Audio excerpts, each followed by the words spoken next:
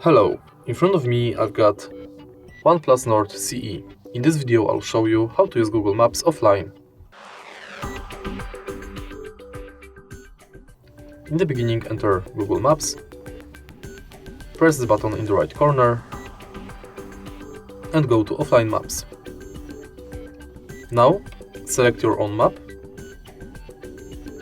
and adjust the area you want to download, for example here.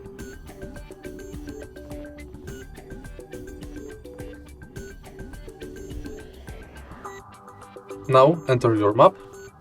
You can turn off the Wi-Fi and mobile data, and now you can navigate offline in area you downloaded.